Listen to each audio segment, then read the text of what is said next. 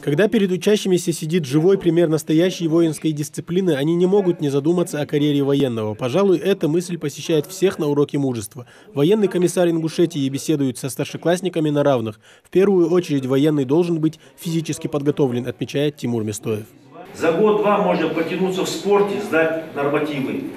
Там есть нормативы. Если берем десантное училище, то там как не меньше разрядника или кандидата должен быть.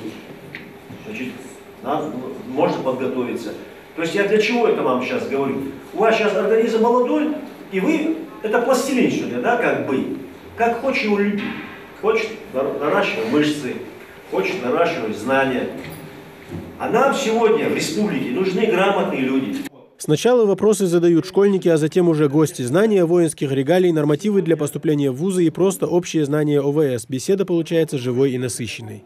Ребята, поступайте в военные вузы, интересуйтесь военным делом. Вот сейчас я начну спрашивать 11 класс примерно.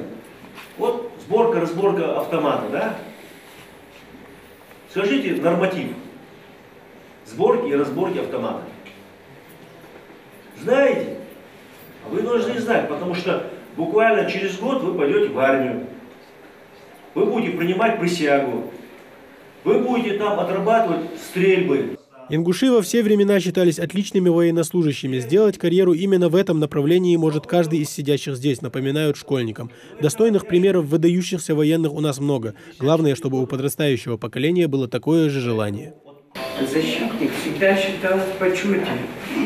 Вам надо всегда знать, что без сильной армии не будет сильного государства. Поэтому мы должны беречь нашу армию, нашу республику, нашу родину. Все мы россияне, все мы земляки. А военной форме для меня лично, для нас всех должны быть все одной национальности. Чтобы стать полезным обществу и своей республике, не обязательно быть военным. Правда, это именно то направление, в котором представители нашего народа добиваются самых больших высот, отмечают гости. И молодежь, хорошо это понимая, стремится идти по славному пути своих выдающихся земляков.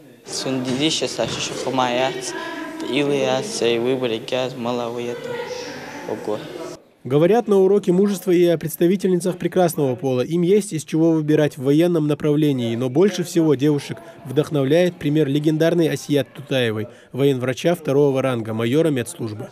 Разговор гостей наших меня очень мотивировали насчет учебы. У меня сейчас планы поступить в медицинский университет, военно-медицинский. Хочу в дальнейшем стать полезным для нашего народа, врачом. Организаторы этой встречи надеются, в скором времени мы услышим новые имена выдающихся военных из села Плиево, которое всегда славилось своими достойными сынами. Тамерлан Хамхоев, Джамалил Тамасханов, Новости 24.